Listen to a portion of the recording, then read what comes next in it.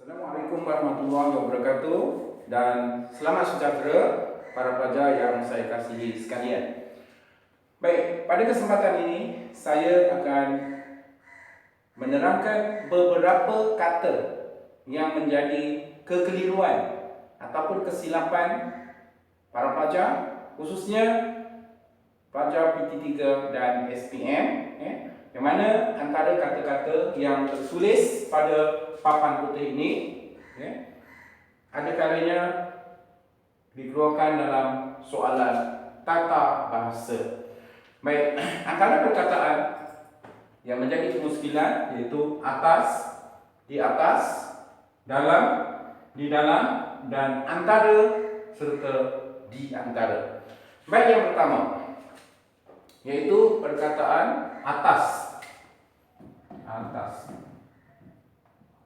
Atas sebenarnya membentuk kata sendi. Kata sendi yang bermaksud akan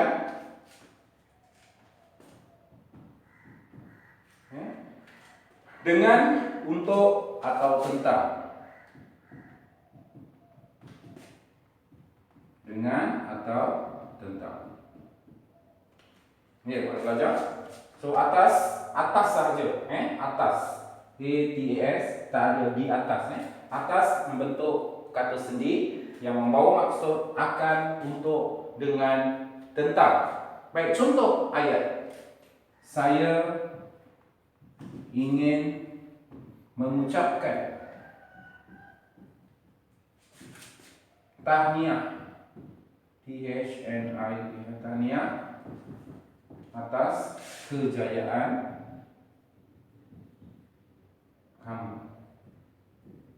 Okey, so atas di sini. Saya ingin mengucapkan tahniah atas kejayaan kamu. So sini atas, bukan di atas. So banyak baca keliru. Ini letak sini di atas. Kalau di atas maksudnya sudah lain. Jadi yang betul, saya ingin mengucapkan tahniah atas kejayaan kamu. Saya mengucapkan terima kasih atas pertolongan Anda. Contoh lain, Baik, ini maksud atas. Apa pula maksud di atas? Di atas. Di atas ialah kata arah. Kata arah yang membawa maksud di bahagian atas. Ingat para pelajar? Di atas bermaksud di bahagian atas. Contoh dalam ayat, buku itu di atas meja. Buku itu di atas meja. Maknanya buku itu di bahagian atas meja. Bukan buku itu atas meja. Salah. Jadi cuba para pelajar bandingkan antara atas dengan di atas. Kemudian yang ketiga, dalam dan di dalam. Dalam, saya terangkan dulu. Dalam membawa maksud kata adjektif, yaitu maksudnya jauh ke bawah dari permukaan, yaitu lawan perkataan cetek. Ini merupakan kata adjektif. Yang kedua, dalam juga membawa maksud ataupun membentuk kata sendi yang bermaksud yang berkaitan dengan. Contoh dalam bidang sukan. Maknanya berkaitan bidang sukan. Contoh dalam ayat, Ramli merupakan seorang pelajar yang aktif dalam bidang sukan, bukan di dalam bidang sukan. So dalam di situ menunjukkan maksudnya berkaitan dengan. Ramli seorang pelajar yang aktif dalam bidang sukan. Kemudian seterusnya, dalam menunjukkan sesuatu yang abstrak, yaitu dalam fikiran. Kita tak boleh lihat. Dalam fikiran. Saya dapat membaca apa yang ada dalam fikirannya. Dalam kenangan juga kita tak dapat lihat. Jadi kita tak boleh guna di dalam fikiran. Salah. Tidak boleh gunakan di dalam kenangan kerana tiada lingkungan dan tidak dapat dilihat. Nah, saya harap para pelajar dapat jelas di sini.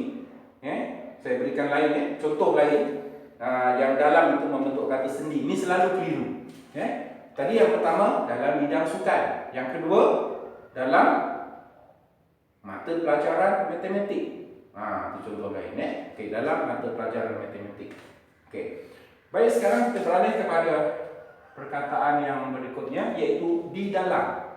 Di dalam pula, kata ada kata sendi di dalam membentuk kata arah yang membawa maksud di bahagian dalam. Di bahagian dalam. Contohnya di dalam rumah. Secara ringkasnya ataupun secara keseluruhannya, di dalam itu membentuk ataupun menunjukkan sesuatu yang berada dalam lingkungan. Dalam lingkungan, contohnya kalau bilik itu, ada dinding, ada siling, lantai. Di dalam bilik, di dalam rumah, di dalam saku dan sebagainya. Tetapi kesemua ini dapat kita lihat. Di dalam rumah dapat kita lihat, di dalam bilik dapat kita lihat. Jadi berlawanan dengan dalam tadi. Dalam sesuatu yang tidak dapat kita lihat ataupun yang kita lebih kenali sebagai sesuatu yang abstrak kalau dalam. Tapi di dalam dapat kita lihat.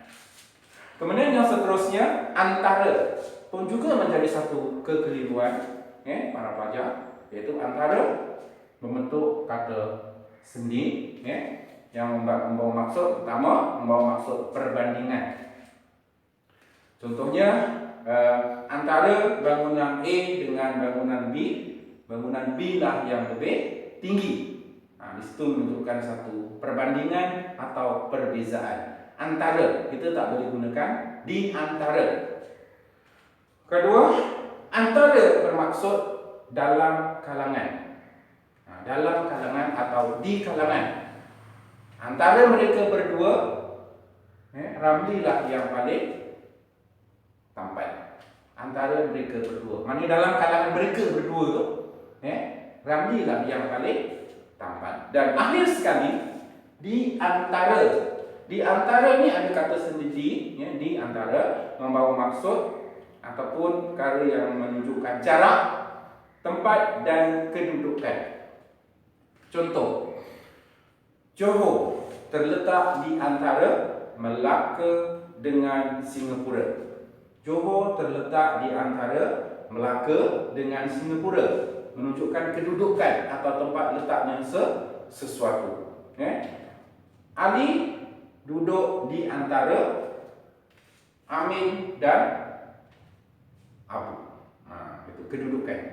Jadi saya harap dengan penerangan saya ringkas ini, para pelajar tidak lagi keliru apabila menggunakan perkataan-perkataan atas, di atas, dalam, di dalam, antara dan di antara. Nah, kalau jumpa dalam soalan peperiksaan bahagian tata bahasa, so jangan keliru, jangan silap lagi.